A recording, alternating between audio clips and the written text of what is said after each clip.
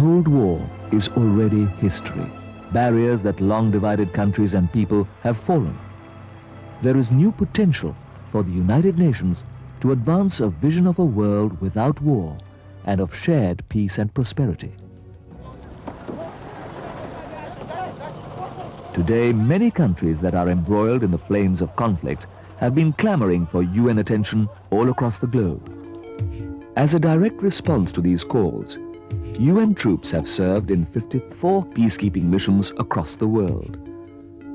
The peacekeeper in his blue beret is the most visible symbol of the United Nations.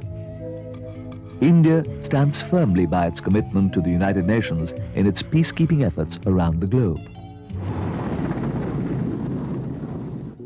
Countries that participate in the UN peacekeeping process not only have to provide the troops and expertise, but also have to be politically acceptable to both the conflicting factions. The presence of Indian soldiers in UN missions in different parts of the world is a testimony of their acceptability and professional competence. Indian troops have taken part in UN missions in Congo, Namibia, Cambodia, Somalia, Rwanda, and Lebanon.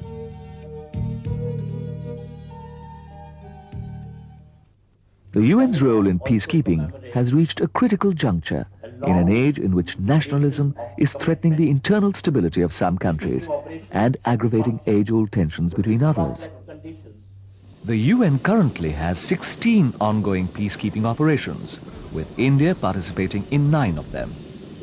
With a total strength of 2,136 troops and military observers and 847 civilian police officers, India has been one of the largest contributors of troops. The UN currently has over 14,000 peacekeepers in action in 14 different operations around the globe. India continues to be one of the largest contributors of troops. Winning the confidence of the people is crucial to the success of their mission. The task is not easy. Various factors play an important role. Respect for local customs, values, religion are just as important as keeping the peace. Traditional peacekeeping has given way to complex integrated operations which require a combination of political, military and humanitarian action. Police officers, electoral observers, human rights monitors and other civilians have joined military personnel under the blue flag to help implement negotiated settlements of conflicts. In current conflicts, many combatants are not soldiers of regular armies, but militias or groups of armed civilians, sometimes children, with little discipline and an ill-defined command structure. Civilians are the main targets, constituting some 90% of casualties. About half of these too are children.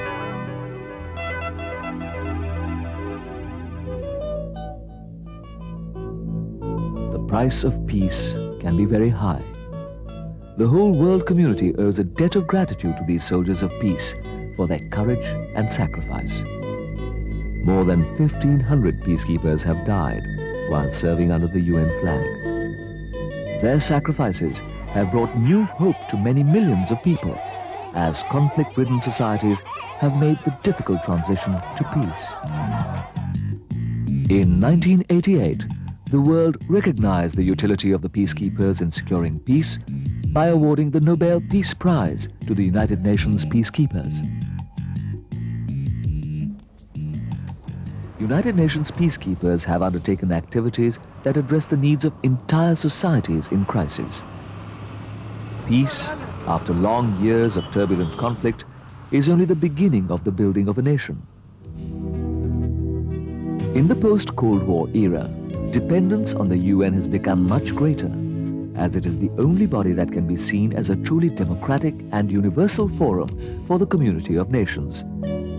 This also demands a strengthening of the UN itself. The soldier in blue will remain the most visible symbol of the United Nations. Every action of theirs might look like a drama straight out of a war movie, but here, the dead and the wounded do not dust their clothes and walk away. Some of them have made the highest sacrifice, fighting someone else's war, in the hope that peace will prevail.